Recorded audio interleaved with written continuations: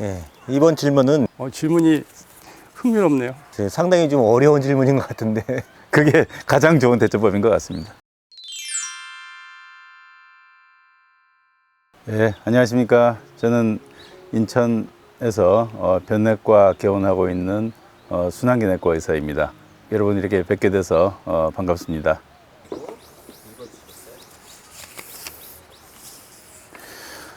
이상지질혈증 환자에게 꼭 해주고 싶은 조언이 있냐 하는 질문인데,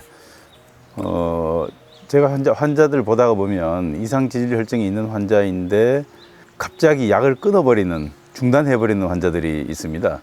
건강검진 같은 것을 해보고 결과만 보고 정상이다 하니까 약을 끊어버려요.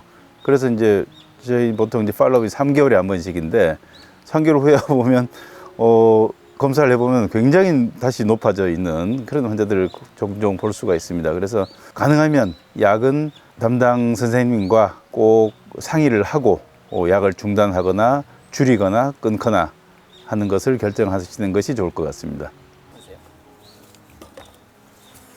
성격 나쁜 직장 상사 대처법. 어려운 일이네요. 예, 이거는 저희 노하우를 말씀드리자면 철저히 무시해버리는 겁니다. 그게 가장 좋은 대처법인 것 같습니다. 그리고 또 하나는 거기서 내가 스스로 교훈을 얻는 것이 아마 가장 좋은 대처가 아닐까 생각합니다. 안녕하십니까. 임상순환계약회 사업부회장 홍일수입니다.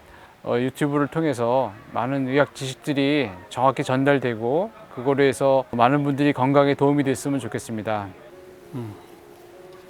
당뇨병 환자가 먹으면 안 되는 음식이라는 질문이 나왔습니다. 일단은 제일 중요한 게 단순당인 것 같습니다. 그래서 우리가 설탕이 들어있거나 아니면은 음료수 같은 거에 들어있는 거에는 굉장히 단순당으로 돼 있기 때문에 그런 음식은 가급적 피하는 게 좋고요. 물 같은 거를 주로 마시라고 말씀을 드리고요. 너무 기름진 음식을 피하고 음식을 또 싱겁게 드시라고 얘기를 합니다. 가장 기억나는 환자요.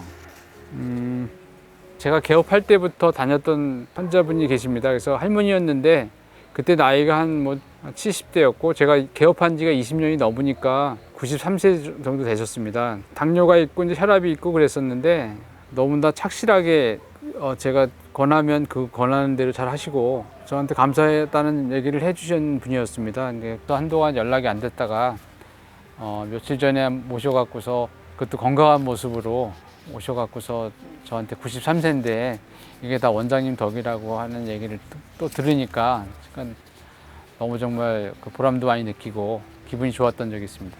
부족하나마 저희 말씀을 들어줘서 감사하고요. 건강해지시기를 기원합니다. 안녕하세요. 저는 대한임상순환계약회 부회장 두영철입니다. 강동구 명일동에 있는 심장내과를 운영하고 있습니다. 이상지질증 환자가 피해야 할 운동, 위험도에 따라서 그 정도가 달라질 걸로 생각됩니다. 다만 심혈관 질환을 동반하고 있건 아니건 간에 너무 과격한 운동들은 피하는 게 좋을 것 같고요. 운동을 하기 전에는 분명하게 준비 운동을 하고 또 마무리 운동도 하시는 게 가장 중요할 거로 생각됩니다. 증상이 운동을 하시다가 호흡곤란이라든지 흉통이라든지 이런 두근거림이라든지 이런 이상 증상들이 있으면 운동을 즉시 중단하시고 심장 전문의하고 상의해 보시는 게 좋을 것 같습니다. 질문이 흥미롭네요. 어떤 의사로 기억되고 싶나요? 실력 있는 의사보다는 마음을 주고받고 소통할 수 있는 그런 따뜻한 의사로 기억되고 싶습니다. 그러나 현실에서는 참 어려운 일이기도 합니다. 그래서 인내를 가지고 많은 이야기를 해드리고 또 주의사항을 드리고 싶긴 하지만은 그렇지 못할 때가 있거든요. 그래도 저는 환자하고 소통하는 따뜻한 의사가 되고 싶습니다. 안녕하십니까. 서울내과를 운영하고 있는 내과의사 한경일입니다. 반갑습니다. 네, 당뇨병 환자한테 꼭 해주고 싶은 조언.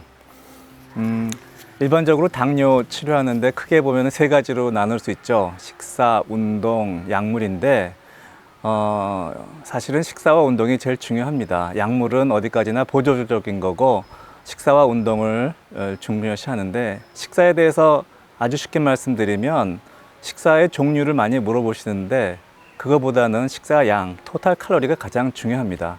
그러니까 칼로리를 줄이는 게 첫 번째고, 그게 잘 되면 그 다음에 이제 그 중에서 탄수화물 조금 줄이는 거, 그게 기본이라고 생각합니다. 운동은 아시겠지만 여러 가지 형태의 운동이 있죠.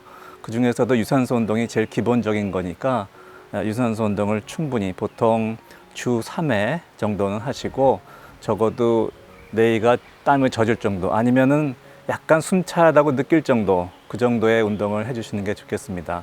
약물은 본인이 결정하기보다 이제 담당 의사 선생님이 결정하게 되는데, 요즘에 정말 약물들이 좋아졌습니다. 그래서 자세한 내용들은 담당 주治선생님께 상의하시면 될 것 같습니다. 네, 제목이 진료 철학인데 어느 선생님이나 비슷하겠지만 사실 초진, 그러니까 환자분을 처음 만났을 때가 상당히 중요합니다.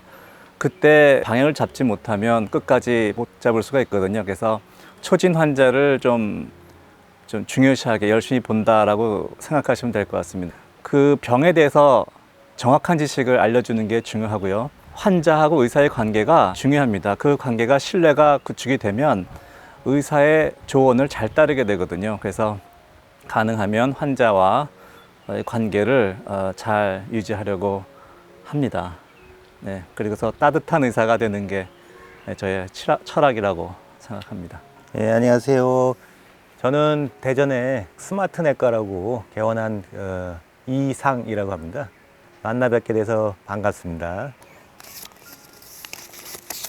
이상 지질 혈증의 가장 좋은 생활 습관은 무엇인가?